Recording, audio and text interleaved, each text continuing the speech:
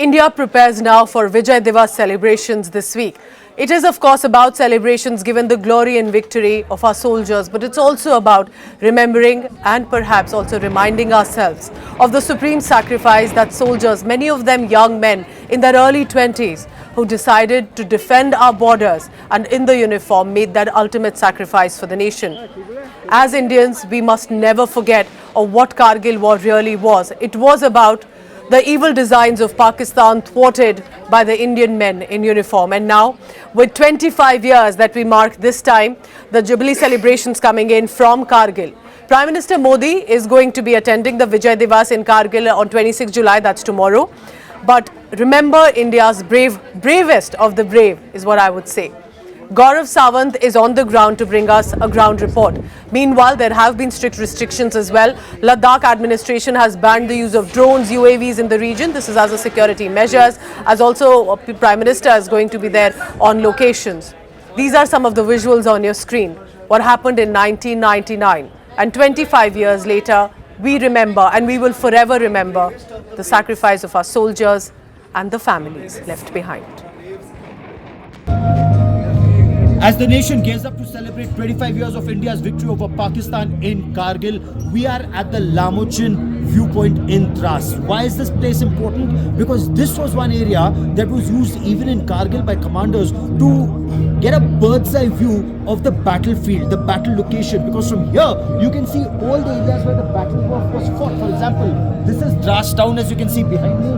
That's the road, that's the Dras river. Right above that, that's Tololing. That's how close the Pakistanis had come. So from the naked eye, they could see the highway, they could see the Dras town and they could fire on it. Right next to it, supporting Pakistanis on Tololing was their position at 5140. Next to it was 4700. Let me now try and show that area to you on a map, and that is why this viewpoint today is very important, because right now the next of kin of those braves who fought the Kargil war, they will be here. Those braves themselves will be here, so that they also know, the next generation knows where this battle was fought. So let me give you an idea. Tololing on the map here, that's Tololing on top there. 5140 you see here, that's 5140 there. Three Pimple, 28th of June battle, very important. Tiger Hill, that lone feature, that's Tiger Hill next to it. Then Batra Top 4875, that's Batra Top on that. Fighting in all these areas was extremely important. 1.5353 in red, indication the war continues against Pakistan, a terror sponsor, and Pakistan state terror in the hinterland. Sir, 25 years after the war, I want to take you back to the time when you were inducted. When were you the exact date of your induction here in the Dras battle zone? Yeah, we came here on 17th of May. We were fighting militancy in Valley, and suddenly we got the orders to move to Dras, and 17 we reached here. And what were you told? What were you to battle here? Initially, I was summoned to the brigade headquarters, 121 brigade, and I was told from the outside that look, this is the Tololing, and few Mujahideen are there, about 5 to 6 of them, and you have to get hold of them. But once we started the operation on 21st and 22nd night, and it took almost 24 days for us, because it was not 5 to 6 militants, it was almost a company plus. So on Tololing, and Tololing is at an altitude of 16,000 feet, if I remember correctly, 16,000 feet, and the Pakistanis were very well entrenched, not just at Tololing, but the three features around Tololing giving them support fire. If you see the Tololing, it has Tololing 0.4590, adjacent to it is Hamp, and then is 0.5140, where 13 Jackrif went later on. So it was a huge complex, and the enemy was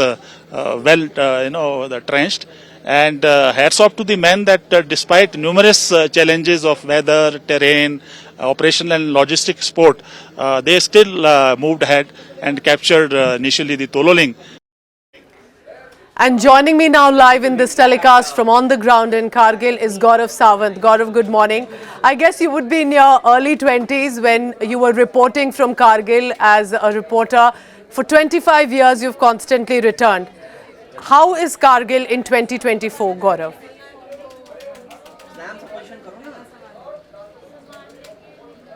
...2024 Kargil is a beautiful hill station where people come for tourism. A far cry from what I witnessed when I came here first in the summer of 1999, when even locals had abandoned Kargil. You've reported very extensively on counter-terror operations in Jammu and Kashmir. That's where majority of the focus was, and that's where most of our forces were. There were long gaps, and if I could just show you for a moment, Pooja, that's Tiger Hill right behind me. That's Tololing. That's the feature adjacent to it, 5140. This entire complex was occupied by Pakistanis in the summer of 1999, and we are standing at the Lamochin point. That's Dras town below us. That's the Dras river, and that's the National Highway 1 that's snaking along this road. So the Pakistanis were dominating this. Every vehicle, including ours, was targeted by the Pakistani machine guns. They didn't even have to use heavy artillery from their machine guns. They were so close. They were virtually on the roadhead on Tololing, and direct firing were targeting military vehicles, civilian vehicles, and everything was abandoned. 24 years later, of course, 25 years later, the Pakistanis are across the LC, except, of course, at point 5353. And, LC restored, army very strongly deployed. But the terror threat, as you know better, as we've been reporting in Kupwara in North Kashmir, the terror threat of Pakistan state-sponsored radical Islamist terror still remains, Pooja. Absolutely, it's finding loopholes now in the Jammu region, and I'm sure just like in Kargil, our soldiers will be at the forefront. Looking forward to your coverage there in Kargil, Gaurav. But I do have another quick question. In many ways, like you're also mentioning, a lot has changed for the better in Jammu and Kashmir, in Ladakh, and specifically now it's a union territory. But the focus will have to be again these border areas. There's China, there's Pakistan, and India cannot just step back and say all is well, isn't it? All is clearly not well. The more India rises, the faster we become from the fifth largest to the third largest economy. The stronger we become strategically, our neighbors would want to pull us down. Pakistan is a failed terror state. So Pakistan is a basket case. They can only use terror against India. Their military cannot take us on anymore. That's very clear, because the difference in weapons, in systems, in training, in tactics, they're now a highly radicalized Islamist army. So, you have the Al-Qaeda, you have the Lashkar-e-Taiba, and you have the Pakistan army. They're just 50 shades of terror.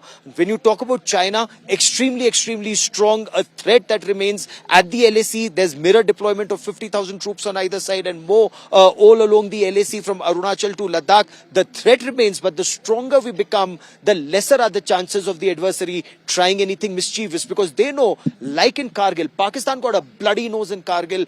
Any country tries anything against India, ultimately they'll get a bloody nose. The main aim, Pooja, should remain, it's at minimal losses to self, own troops, own families. They should not suffer while protecting our country to the best of their abilities. Gaurav, looking forward to your coverage, and I can say that from your days of reporter to now, your hair may have turned slight grey, but your passion for work and to report about the armed forces remains. Thank you for telling us what's unfolding in Kargil.